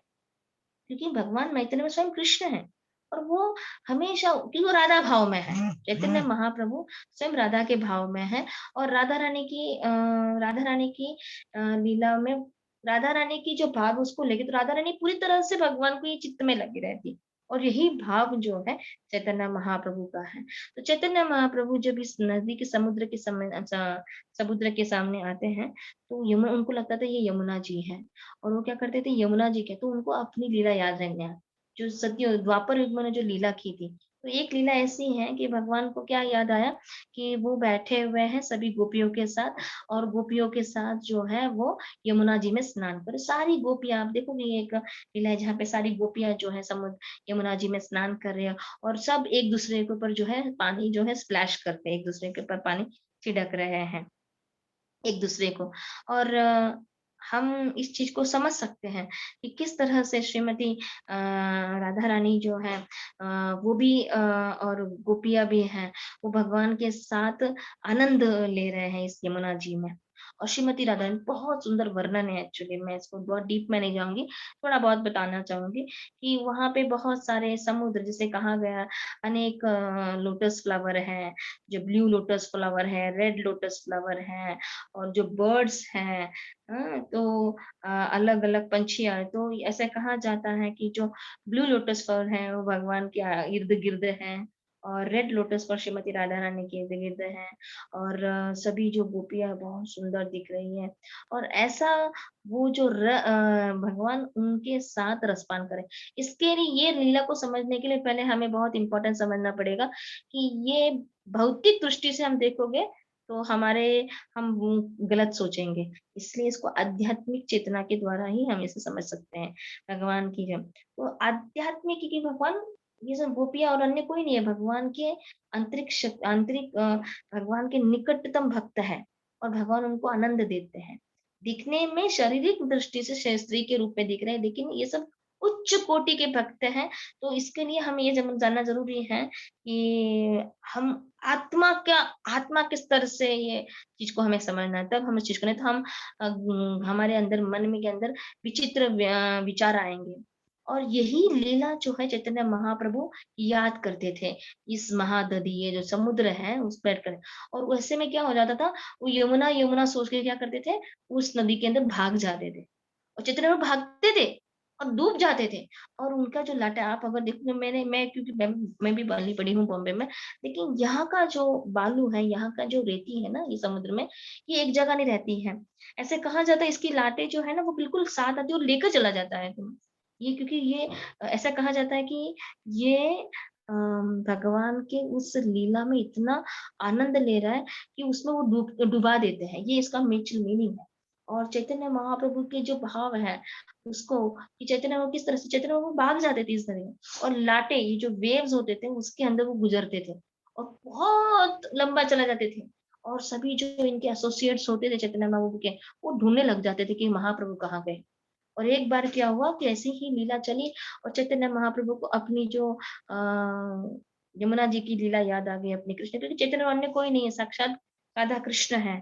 और उनको लीला याद आ गया और वो चले गए और भाग गए और हे राधे, हे गोपिके और उसमें बह गए और बेहोश हो गए।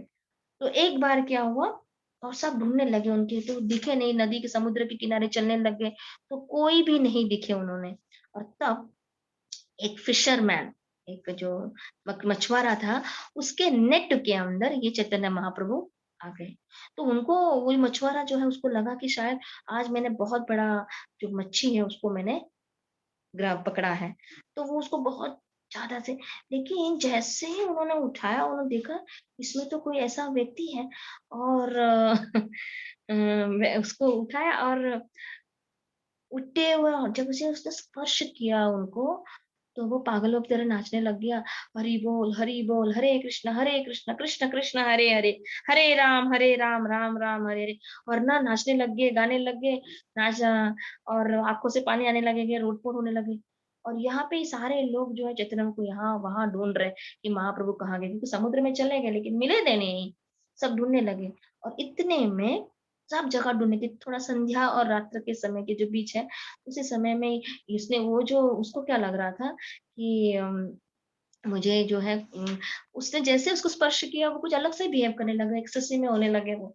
और जब स्वरूप दामोदर वहाँ से गुज़रे, उन्होंने देखा इसको क्या हो गई अंतरात्मे में ये क्यों हरि बोल हरे कृष्ण, कृष्ण कृष्ण हरे हरे, हरे राम, राम राम हरे हरे, ये पागलों की तरह क्या करने लगे। तब स्वरूप दामोदर जो है स्वयं ललिता जी हैं, उनको लगा कोई ना कहीं ये गड़बड़ है, कुछ तो है, इसका मतलब कहीं तो उसने बोला क्यों रो तुम? बोले मेरे जो नेट है उसमें एक कुछ अजीब-सा एक व्यक्ति आया है और पता नहीं कैसे उसको मैंने स्पर्श किया और उसके बाद मेरे जो हाथ-पैर है ना वो रुक नहीं रहे और मेरे मुख से जो है इस हरे कृष्ण महामंत्र का जप हो रहा है। मुझे लगता है ये कोई ब्रह्म का ब्रह्मदेव है या तो कोई भूत-प्रेत है जो मेरे आँख में चढ़ गया है और जिसकी वज़ह से मैं ऐसा अ, व्यवहार कर रहा हूँ। अगर मैं इस तरह से हो गया तो मेरे घर को पालन कौन करेगा? क्योंकि अगर मेरे अंदर भूत-प्रेत चढ़ गया, मैं अकेला ही कमाने वाला हूँ। अगर मैं करूँगा नहीं तो मेरे पत्नी को, मेरे बच्चे को कैसे मैं खिलाऊँगा?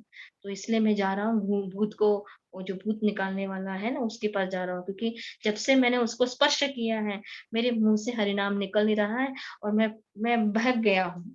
तो स्वरूप दामोदर क्या करते जब ये सुनते हैं तो 2 चाँटा लगाते हैं वो जो फिशरमैन है ना उसको 2 चाँटा लगा देते हैं लगाते हैं और बोलते हैं तो 2 चाँटा लगाने के बाद वो अपने नॉर्मल में आते हैं। बोले, "अरे! तू इतना बड़ा भाग्यवान है कि तूने जिसको स्पर्श किया वो अन्य कोई नहीं है, महाप्रभु है, चैतन्य महाप्रभु, गौरांग महाप्रभु है।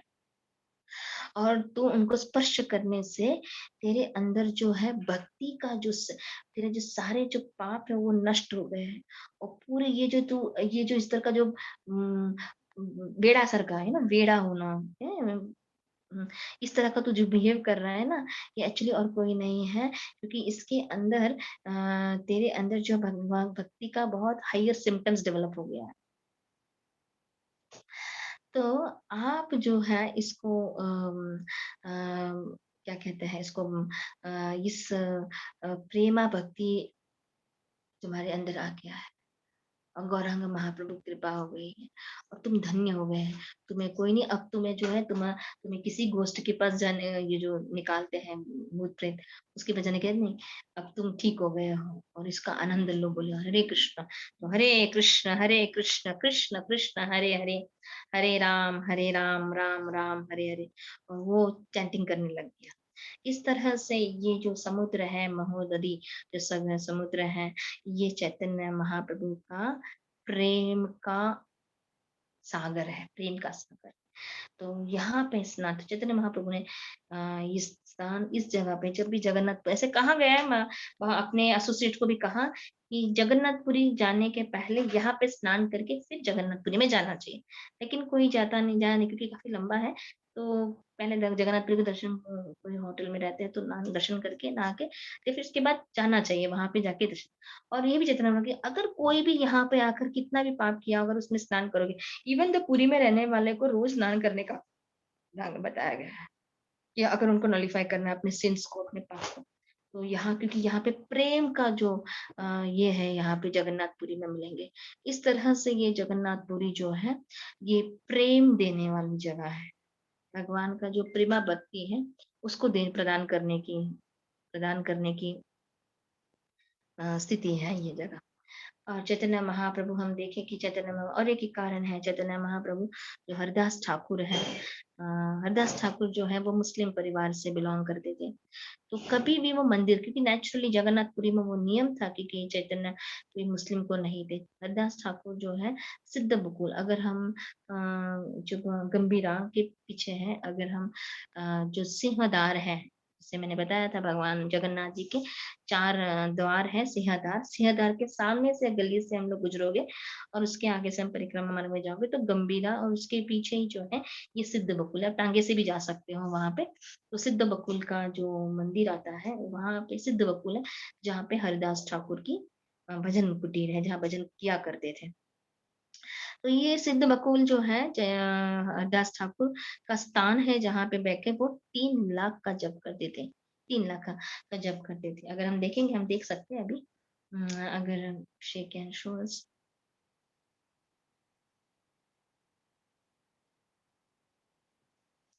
ठीक है। तो सिद्ध बकुल जो है, यहाँ पे बैठ के हरिदास ठाकुर जाते हैं। ऐसे कहा जाता है कि सिद्ध बकुल और कोई नहीं है, ये जो है साक्षात ब्रह्मा जी हैं, जो भगवान उनके चरणों में, भगवान के चरणों में उन्होंने अपराध किया था, और इस अपराध की वजह से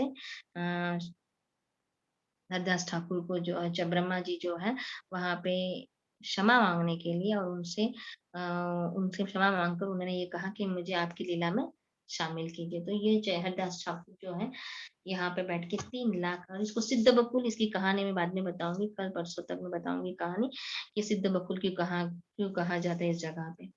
तो मैं वो जब हम लोग चैतन्य लीला में प्रवेश करेंगे रथ यात्रा के समय में, तब मैं बताऊंगी। लेकिन इसका और एक जो, जहाँ महादधि की बात मैं करूँ, जैसे पंच तीर्थ है, जैसे मैंने रोहिणी कुंड के बारे में बात किया, ये रोहिणी कुंड जो है वो, जो जब प्रलय हो जाता है और सृष्टि होती है, तो यहीं से पानी जो है, प्रलय से जो प्रलय हुआ तब यहीं से पानी जो है निकलता है। और जब सृष्टि का निर्माण होता है तो यहीं से शुरुआत होती है। तो रोहिणी कुंड का बहुत बड़ा महत्व है, वो भी मैंने बताया। जो भगवान के नाभि कमल में है, ये जो शंख क्षेत्र है, शंख क्षेत्र के नाभि में ये जो कल्प वृक्ष, वट वृक्ष है, उसके यहाँ पे जो रोहिणी कुंड है। तो ये महादधि जो है, इसी में और एक जगह है जहाँ पे हरदास ठाकुर जी को चैतन्य महाप्रभु ने, जब क्योंकि जब उनको, हरदास ठाकुर को पता चल गया कि महाप्रभु अभी अपनी लीला समाप्ति करने वाले हैं, तो उनको बड़ा दुख होने लगा कि चैतन्य महाप्रभु अभी लीला समाप्त करेंगे, तो मैं बर्दाश्त नहीं कर सकूंगी। भगवान, क्योंकि ब्रह्मा जी है, उन्होंने सोचा कि मैं उसके पहले, मैं अपने जो ये है उसको मैं क्या कहना चाहते हैं, उसको मैं त्यागना चाहता हूँ। इसलिए हरदास ठाकुर जो है उसके पहले ही अन्नपान जो है बंद कर कर हरिनाम में अपना जप में लगे। और जब अंत समय हुआ तो हरदास ठाकुर को, तो हरदास चैतन्य महाप्रभु को बहुत बुरा लगा, क्योंकि चैतन्य महाप्रभु स्वयं हरदास ठाकुर, इसलिए हम लोग नामाचार्य हरशिला हरदास ठाकुर कहते हैं कि 3 लाख जो माला है वो जप करते थे, और बिना जप किए वो कभी भी खाते नहीं थे, कुछ पीते नहीं थे। ये उनकी रोज का निर्णय था। और चैतन्य महाप्रभु स्वयं जाते थे, क्योंकि उनको अलाउ नहीं था वहां जाने के लिए, इसके लिए वो खाली शिखर देखते थे। जब चैतन्य महाप्रभु शिखर देखते थे ऊपर से जो नील चक्र है हम बोलते हैं जिसमें उस नील चक्र को देखते हुए उनका दर्शन करके वहीं पे जगन्नाथ जी को प्रणाम करते थे। क्योंकि ऐसे कहा है ना कि भगवान कलयुग में बोला है चक्र को कि जो भी तुम्हारा दर्शन करेगा जो मंदिर के ऊपर मेरा दर्शन करने के बराबर है। इस तरह से हरिदास ठाकुर को जो है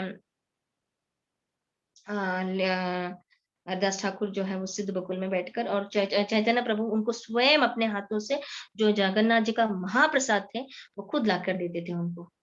और वहाँ पे उनको इष्ट गोष्ठी होती थी। हरदास ठाकुर जी, नित्यानंद प्रभु और चैतन्य बाबा वहाँ पे बैठकर भगवान की चर्चा करते थे, लीला का अनुस्वादन करते थे, श्रीमद् भागवतम के बारे में चर्चा करते थे। तो वो जगह थी और हरि भजन करने लगते थे। चैतन्य महाप्रभु बहुत खुश थे और जब वो अपना देह को त्यागे तो हरिदास चैतन्य महाप्रभु एकदम पागल जैसे होने लगे और उन्होंने उसके बाद उनके शरीर को उठाया और देखो हम देखते चैतन्य महाप्रभु कैसे उनके शरीर को उठाया और सभी लोग नृत्य करने लगे उनके आजू-बाजू में। उनके आजू-बाजू में बैठकर सभी लोग जो है वो नृत्य करने लगे हरिदास ठाकुर के। तो इस तरह से ये नृत्य जो है सभी भक्त जो है उनके समीप रहकर इस कहा यस दैट्स व्हाट रहकर उनको और यही वैसे ही उनको जो है इस समुद्र में उनको स्नान कराया है और उन्होंने वहां पे उनका संस्कार किया और तब चैतन्य प्रभु ने कहा कि ये आज के बाद तीर्थ स्थान बन गया है ये जो समुद्र है वो तीर्थ स्थान बन गया है और जो भी यहाँ पर स्नान करेंगे इस समुद्र में उसको कृष्ण प्रेम जरूर प्राप्त होगा तो ये जो समुद्र है महादधि समुद्र जो है यहाँ पे चैतन्य प्रभु ने स्वयं हरिदास ठाकुर को स्नान करवा के और उसी के ही निकट जो है हरिदास ठाकुर ने की एक समाधि है उसी जगह पे जहाँ पे उनको क्योंकि हम देखेंगे समाधि समुद्र में ही समुद्र किनारे था अभी तक वहां पे समुद्र ही था अभी बहुत सारे वहां पे बिल्डिंग यानी जैसे आश्रम हो गया है लेकिन समुद्र में ही था और जिस जगह पे हरिदास ठाकुर को जो जहाँ पे समाधि रखी गई है जहाँ पे समाधि के लिए रखा गया है वही वहाँ हम देखेंगे नित्यानंद प्रभु का भी विग्रह है और अद्वैत आचार्य का विग्रह है गौरांग महाप्रभु का भी विग्रह है ये सबको विग्रह हम देखेंगे ये सब चैंटिंग करने के रूप में सब लोग चैंटिंग कर रहे हैं इस विग्रह में तो यहाँ पे समाधि है हरदास ठाकुर के तो चैतन्य उन्होंने की जो भी कोई आएगा पहले इसमें स्नान करना है हरदास ठाकुर की समाधि को प्रणाम करके ही जगन्नाथपुरी में प्रवेश करना है तो ये जो है महाददी का अ, महात्म्य है कि किस तरह से ये भगवान चैतन्य महाप्रभु इस महाददी जो है यमुना जी के रूप में इसको करते हैं भगवान की जो नित्य लीला है रास जिसलिए मैंने कहा कि ये ब्रज ये जो पूरी धाम है ये भगवान का ब्रज धाम है ये ब्रज की लीला यहाँ भगवान चैतन्य महाप्रभु और जगन्नाथ का जो विशिष्ट लीला यहाँ पे होती रहती है चैतन्य महाप्रभु का और ये जो महाददी का ये हरदास ठाकुर है वहाँ पे उसके पहले गंभीरा है गंभीरा ये जगह पे जहाँ पे भगवान गंभीर में रहते थे और केवल उस भगवान की अपनी नित्य लीला को करते थे और केवल कीर्तन करते चैतन्य प्रभु जगन्नाथपुरी में और कुछ नहीं करते थे केवल कीर्तन करते थे हरि नाम करते थे और उनसे भगवान गीता और भागवतम का जो पठन है वो उनसे सुनते थे। इस तरह से ये जो लीला है चैतन्य महाप्रभु का, यहाँ ये सिद्ध बकुल में लारनाथ और जो गंभीरा है, टोटा गोपीनाथ है, जहाँ भगवान ऐसे पूरे मैंने जैसे कहा था कि पूरे वर्ल्ड में ऐसा कोई विग्रह नहीं, जहाँ पे भगवान बैठे हुए हैं। पूरे वर्ल्ड में केवल एक ही जगह है, जहाँ भगवान बैठे हुए हैं, जो टोटा गोपीनाथ है, जिसको जो गदाधर पंडित उनकी सेवा करेंगे। ऐसे बहुत सारी जगह स्थली है, यहाँ पर जो अ यहाँ जगन्नाथपुरी में रिसाइड करते हैं। यहाँ पे पंचदेव हैं, अष्ट महादेव हैं और बेली एक हनुमान जी का इसी समुद्र के किनारे हम जाएँगे तो बेली हनुमान जी का मंदिर है। तो कहा जाता है कि क्योंकि लक्ष्मी जी जो हैं, लक्ष्मी जी के पिता जो हैं वरुण देव हैं और वो समुद्र से ही प्रकट हुए हैं।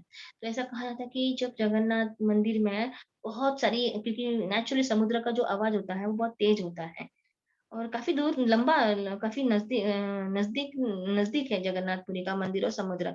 इतनी तेज़ हवा आती थी कि जगन्नाथ जी बड़े डिस्टर्ब हो जाते थे कि स हमेशा। तो उन्होंने ना क्या कहा कि ये किसी को सेवा देना जगन्नाथ जी ने कहा मुझे बड़ा तकलीफ हो रही है इस आवाज़ से और मैं कैसे डायरेक्टली कर सकती हूँ? मैं कैसे इसको डायरेक्टली कर सकती हूँ? इस तरह से वो बेरी जो हनुमान है, तो हनुमान जी को बुलाया, बोला हनुमान जी को हम बुलाते हैं और वो बहुत सा 2 हनुमान जी का है उधर, तो ये बेरी हनुमान जी को बुलाते हैं और हनुमान जी को बोलते हैं कि ये इस जगह को वो क्या करे, कि ध्यान करें।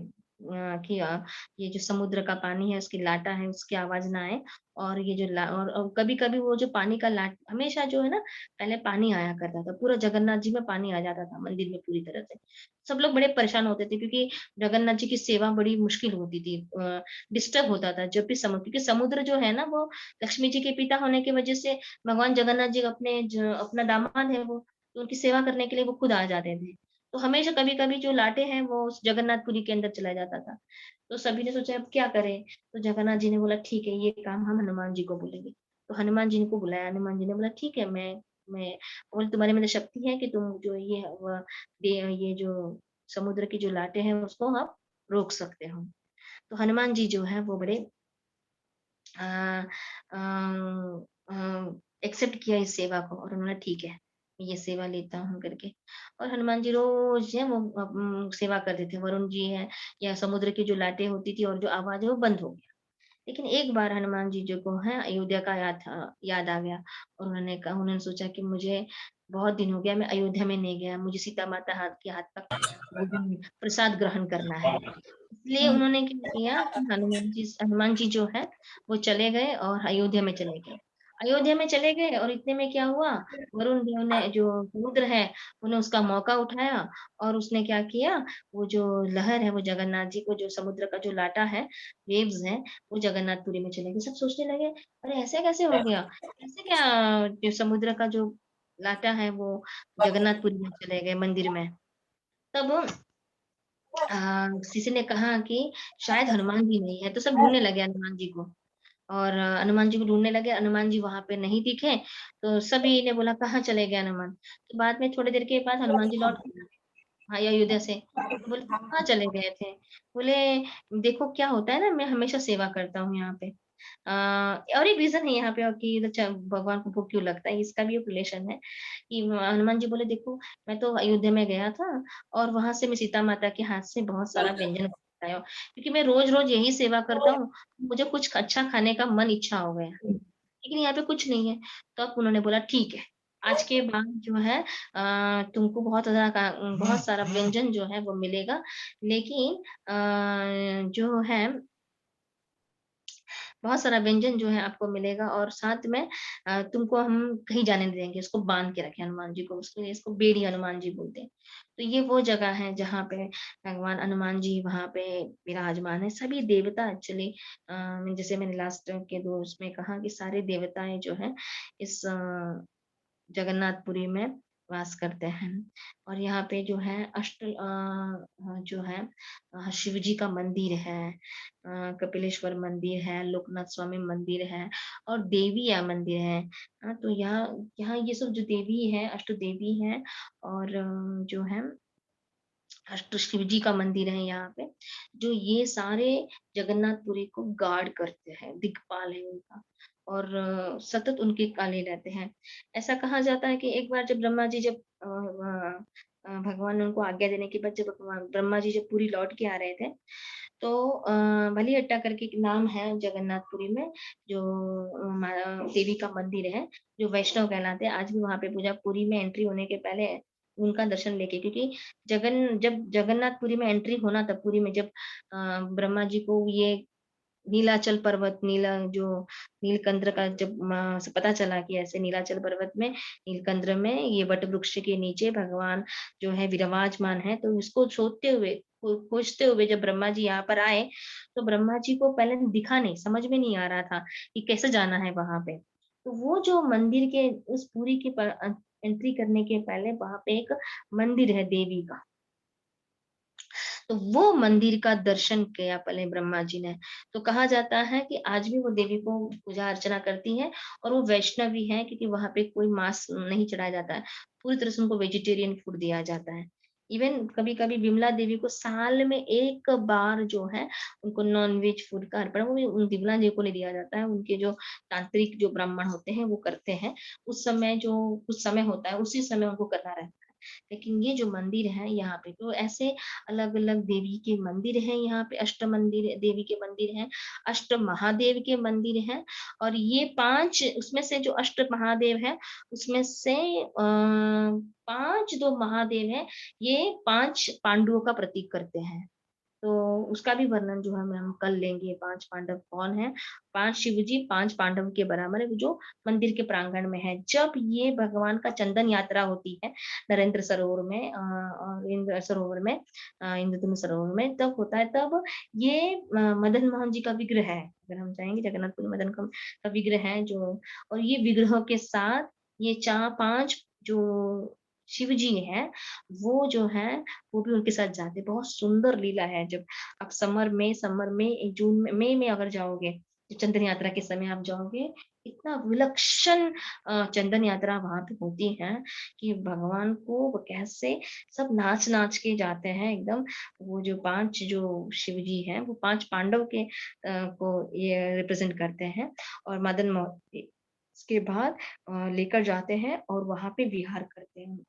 भगवान को बोट में है ना जो बोट विहार होता है और उस समय में बहुत सुंदर दृश्य एक्चुअली कि किस तरह से और वहां जाके हम लोग को प्रसाद भी हमने पाया वहां पे बीच में एक पॉइंट है जहाँ पे हम जा सकते हैं और जहाँ पे ये सरोवर में जब उनका विहार होता है ये सरोवर में तब उनको फिर रेस्ट करने के लिए वहां पे लेकर आते हैं एक स्पॉट है जहाँ पे बीच में उस सरोवर में और वहां पे जगन्नाथ जी को अपना सॉरी वो मदन मोहन जी को रखा जाता है छोटे से डीटी के विग्रह है और ये पंच जो लोग ऐसे कहा जाता है इनका दर्शन अगर एक दिन में करते हैं तो ये बहुत बड़ा महात्म्य होता है तो इस समय वो जो चंदन यात्रा के समय में ये सारे जो 5 पांडव जो है 5 पांडव बोला जाता है ये 5 महादेव को 5 पांडव बोला जाता है पांडव है वो लोग और वो चंदन सरोवर में भगवान के साथ विहार करते हैं तो ऐसे अनेक लीला जो है अनेक लीलाएं जो है जगन्नाथ जी में होते हैं और बहुत सारे अभी जो हम कल जो है हम बहुत सारे चैतन्य महाप्रभु से रिलेटेड जो कुछ कथाएं हैं उसको हम जो है कल बताएंगे बहुत सारी वहां पे स्थली है लीला स्थली है और जगन्नाथ जी के अनेक अनेक लीलाएं हैं वो हम जो है कल हम लोग वर्णन करेंगे तो हम यहीं पर इसको विश्राम देंगे और कल हम लोग इस कथा को फिर से ये करेंगे तो हम जो हरी बोल पाते हैं तो अपना प्रणाम मंत्र जो है हम लोग करते हैं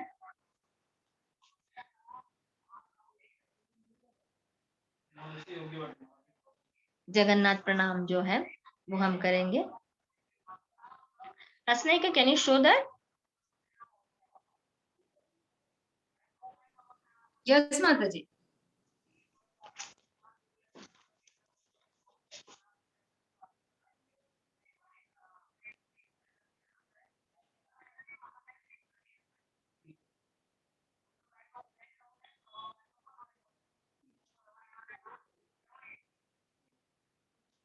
ओके जगन्नाथ प्रणाम नीलाचल निवासाय नित्याय परमात्मने बलभद्र सुभद्राभ्यां जगन्नाथाय ते नमः नीलाचल निवासाय नित्याय परमात्मने बलभद्र सुभद्राभ्यां जगन्नाथाय ते नमः देवा जगन्नाथ प्रपन्नार्ति विनाशान त्राहि मां पुण्डरीकाक्ष पतितं भवसागरे नमस्ते जगदधारा जगदात्मा नमस्तुते कैवल्य त्रिगुणातीत गुणञ्जन नमस्तुते करुणामृतपदोदे सुधाम्ने नमो नमः दीनोदरे भूयाय कृपापातुभ्य नमः। परित्राय जगन्नाथ दीनबन्धो नमस्तुते। निस्तीर्णोऽहं भवभूय प्राप्यतं तारिणं सुखम्। अभी बलभद्र प्रणाम। Just can you can read that बेटा। नमस्ते हलग्रीवा राम, नमस्ते मुसलायुध, नमस्ते रेवती कांता, नमस्ते भक्तवत्सला, नमस्ते भलनीधरा, नमस्ते नमस्ते बलिनं श्रेष्ठ, नमस्ते धरणीधरा अम्बारे नमस्तुते त्राहि मां कृष्ण पर्वजा। सुभद्रा प्रणाम।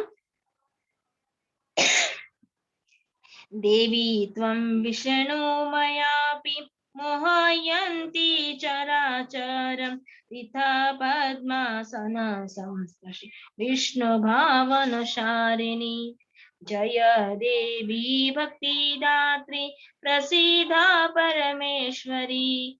जय देवी सुभद्रा सर्वेषां भद्रदायिनी। सुदर्शन प्रणाम। सुदर्शन महाज्वाला कोटि सूर्य समप्रभा अगण्याधसि मे नित्यम्। विष्णुमार्गं प्रदर्शय नमस्ते नित्यविलासाद वैष्णवास्त्र निकेतन अवार्यं वीर्यं विष्णु तत्प्रणमाम्यहम्। हरे कृष्णा कृष्ण कृष्ण हरे हरे, हरे राम राम राम हरे हरे। हरे कृष्ण कृष्ण कृष्ण हरे हरे, हरे राम राम राम हरे हरे। हरे कृष्ण कृष्ण कृष्ण हरे हरे, हरे राम राम राम हरे हरे। हरे कृष्ण कृष्ण कृष्ण हरे हरे, हरे राम राम राम हरे हरे। जय जय जगन्नाथ, जय जय बलदेव, जय जय सुभद्रा, जय जय जगन्नाथ। जय जय जगन्नाथ, जय जय बलदेव, जय जय सुभद्रा, जय जय जगन्नाथ। हरे कृष्ण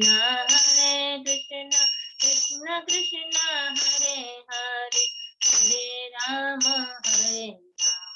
राम राम हरे हरे। हरे कृष्ण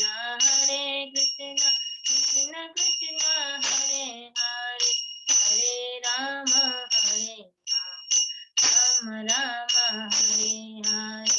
हरे कृष्ण कृष्ण कृष्ण हरे हरे, हरे राम राम राम हरे हरे। हरे कृष्ण कृष्ण कृष्ण हरे हरे, हरे राम राम राम हरे हरे। हरे कृष्ण कृष्ण कृष्ण हरे हरे, हरे राम राम हरे हरे। हरिनाम संकीर्तन की जय। तो हम जो है कल कल का जो है हम बहुत सारी हम जो लीला है हम कल डिस्कस करेंगे। हम साक्षी गोपाल की हैं, यमुना जी हैं, दासी बावरी है, और बहुत सारे जो गजवेश है भगवान के, अलग अलग गज भगवान के गजवेश की है, और बहुत सारी भगवान की लीलाएं हैं जो है हम कल डिस्कस करेंगे। बहुत सारी लीला है जगन्नाथ जी की, कम से कम lots of stories of Jagannath जो हम लोग कल करेंगे। और हम फ्राइडे को जो है वेडनेसडे, थर्सडे, ठीक है। हम तो बहुत सारे हम अ, जो चैतन्य महाप्रभु के जगन्नाथपुरी में जो चैतन्य से रिलेटेड बहुत सारे मंदिर हैं, उसके बारे में हम ज़्यादा वर्णन करेंगे कल। साक्षी गोपाल का वर्णन करेंगे, यमुना जी का वर्णन करेंगे और बहुत सारी हम जो भगवान जगन्नाथ जी रिलेटेड बहुत सारी कथाएँ, उसको हम कल करेंगे। तो यहीं पे हम सभी लोगों को हम विराम करते हैं। हाँ, बहुत-बहुत सभी का धन्यवाद। वाञ्छाकल्पतरुभ्यश्च कृपा सिन्धुभ्येव च पतितानां पावनेभ्यो वैष्णवेभ्यो नमो Hare Krishna. Thank you so much. Sita माता थी क्या आज? I don't know she was there. तो ठीक है, हम यहीं पे एंड करते हैं और बहुत-बहुत आप लोगों का बहुत-बहुत धन्यवाद जो आप रहे और इस पूरी क्लास को अटेंड किए। Hare Krishna. Thank you so Hare much. Hare Krishna. Hari बोल।